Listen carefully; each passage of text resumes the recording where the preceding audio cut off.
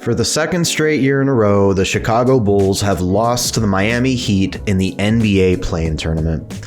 Welcome back to the channel, guys. It's Ross here at Shy Sports Ross. Let's break down the Bulls' season-ending loss to the Miami Heat, 112-91 in Miami.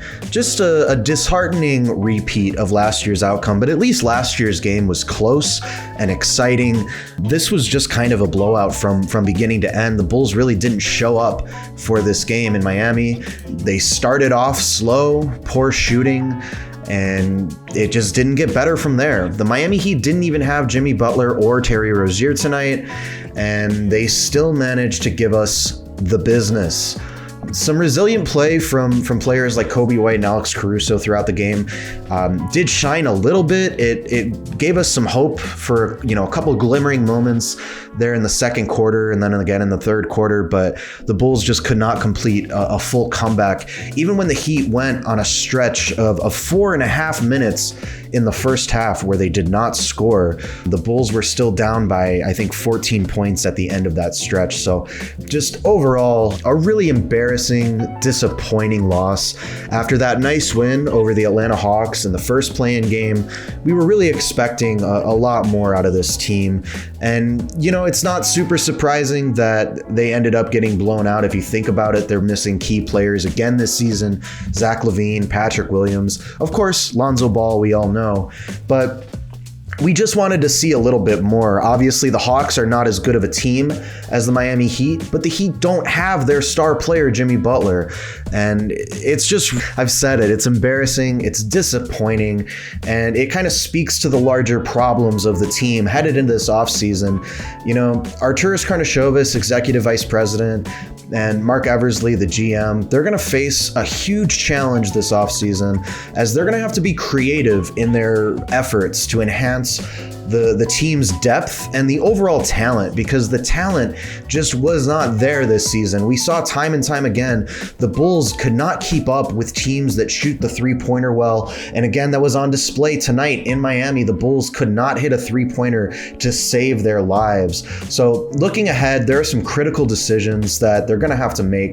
DeMar DeRozan is an unrestricted free agent, and he's expressed his desire to return to the Bulls. We'll see what ends up happening there. Patrick Williams, his future also hangs in the balance as a restricted free agent. They're at the end of his rookie deal. So speculations are also circling around Zach LaVine's future, and maybe he's in a trade.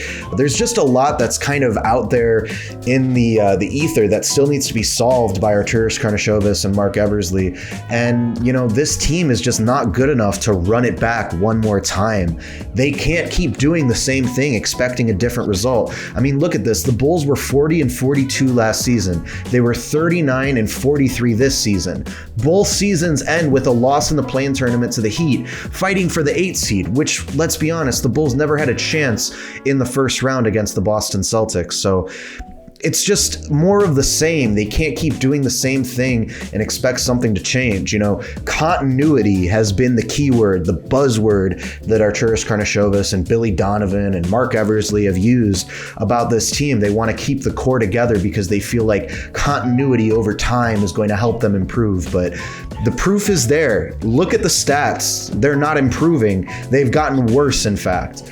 The recurring issues, size, shooting, even just game time preparation, the urgency, the hustle, they have to address all of these things if they want to break out of this cycle of mediocrity, which is what Arturas Karnisovas told us when he first came to the Bulls back in 2020, that he didn't want to settle for mediocrity. So it's time for him to put his money where his mouth is. They overhauled the roster in 2021, but have not done jack squat since, and something's got to change at this point. I will be releasing a more comprehensive season recap and outlook for the offseason some point in the next couple weeks, but I just got to digest this loss right now. It hurts and it sucks. So hopefully we see some changes, but I appreciate you guys rocking with me all season long. As always, make sure to hit subscribe, make sure to hit like, make sure to follow me at Shy Sports Ross on all the social media platforms, and we'll talk again very soon.